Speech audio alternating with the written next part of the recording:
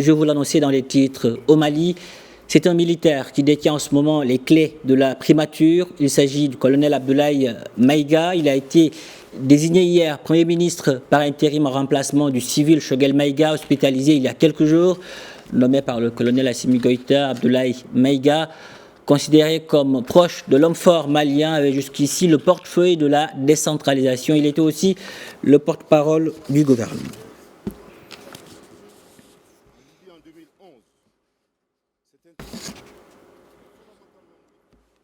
Et nous sommes avec notre correspondant au Mali, Mohamed Danyoko, au téléphone. Bonjour Mohamed. Bonjour Papa Cheikh Ndiaye Diouf. Alors le colonel Abdoulaye Maïga a été désigné Premier ministre par intérim en remplacement de Choguel Maïga, indisponible pour des raisons de santé. Quelles sont aujourd'hui les premières réactions de la population suite à cette annonce ? Et les premières réactions se sont en tout cas vues d'abord sur la toile, sur les réseaux sociaux, parce qu'il faut noter que c'est hier, dans le journal de 20h, que le secrétaire général de la présidence, par un décret, en tout cas a lu un décret dans lequel l'intérim de la primature sera assuré par le colonel Abdoulaye Maïga, ministre de l'administration territoriale et aussi porte-parole du gouvernement. Et les gens ne sont pas trop surpris parce que depuis plus d'une semaine, le Premier ministre Choguel Kokala Maïga, pour qui le connaît, était omniprésent dans les cérémonies, il se passait rarement 2 jours sans qu'il ne soit en tout cas au journal de 20h ou qu'il ne préside une activité et que ce dernier fasse une semaine sans qu'on ne le voie. On se souvient que Macky Sall, le président en exercice de l'Union africaine et le président du Sénégal était en visite au Mali récemment et le Premier ministre Choguel Maïga n'était pas de la partie. Et on avait commencé à se faire du souci. Justement, qu'en est-il de son état de santé ?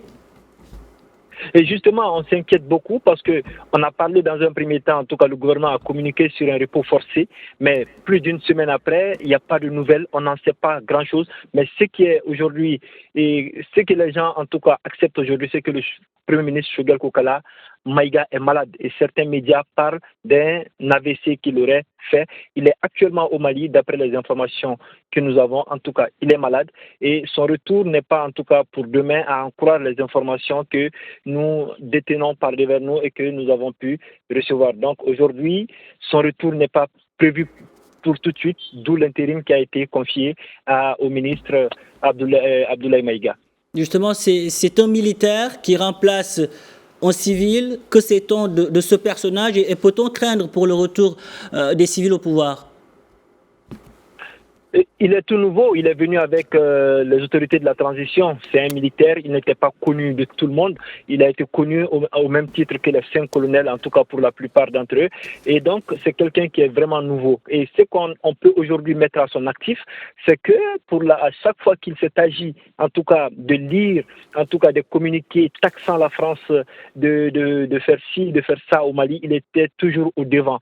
C'est lui qui venait à la télé, souvent cinglé dans son costume militaire pour lire en tout cas et le communiquer. On se souvient encore qu'il avait pris à partie Florence Parly, l'ex-ministre des Armées de la France, et on se souvient encore des joutes qu'il y a eu entre les deux. Donc Abdoulaye Maïga, pour ceux qui le connaissent aujourd'hui, c'est quelqu'un qui porte en tout cas la parole du gouvernement et il ne le fait pas avec le dos de la cuillère. Et pour le retour des civils au pouvoir, ça craint parce qu'on se souvient que l'une des conditions de la communauté internationale de la CEDEAO au début de la transition, c'était que ce ne soit pas une transition essentiellement gérée par des militaires. D'où le choix de Banda ou de Mokhtar et jusqu'à Choguel Maïga. Et aujourd'hui, par la force des choses, on voit que les militaires sont en train, en tout cas, de prendre les postes clés du gouvernement. Donc, ça craint. On se retrouve avec 2 militaires à la tête du pays. Justement, 2 militaires et le second dans le rang protocolaire, c'est non moins le ministre de la Défense, Sadio Kamara, qui est considéré comme le cerveau aujourd'hui des autorités de la transition. Donc, autant dire que tous les postes clés pratiquement reviennent entre les mains de Assimi Goïta et de ses hommes.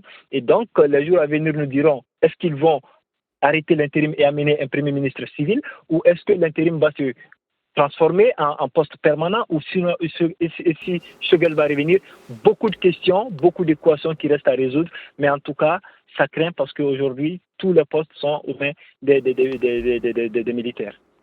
Abdoulaye Maïga est un fidèle, vous l'avez dit, du colonel Assimi Goïta qui a été nommé. Est-ce que l'on peut interpréter cette nomination comme une, disons, volonté des autorités de la transition de se recentrer sur elles-mêmes au moment où les critiques à l'étranger se font de plus en plus entendre? On ne va pas aller vite en besogne sur la question, mais ce qui est sûr, c'est qu'il y a beaucoup d'ouverture parce que si on voit les négociations qu'il y a eu récemment avec la CEDEAO pour la levée des sanctions, le calendrier électoral qui a été proposé, les élections présidentielles prévues pour février 2024, difficilement on va croire que les militaires sont en train de se recentrer sur eux-mêmes parce qu'il y a déjà l'ouverture et Macky Sall était venu dans ce cadre-là et il a eu à le dire. Ce qu'il a eu à constater au Mali, c'est que les autorités sont sur la bonne voie pour aller vers la sortie de la transition et on doit les encourager. Et difficilement aujourd'hui, on peut leur prêter l'intention, en tout cas, de se recentrer et de faire autre chose que ce qui a été prévu avec la communauté ouest-africaine, avec la communauté internationale. Mais tout compte fait, c'est quelque chose qui commence. On va regarder, on va suivre et jusqu'où ça pourra aller. Donc, comme je l'ai dit encore, ce sont des questions qui restent encore posées et les jours à venir nous permettront de voir encore plus clair et d'analyser encore plus froidement cette situation nouvelle. Mohamed Daniego, merci pour toutes ces précisions. Je rappelle que vous êtes notre correspondant au Mali. Merci.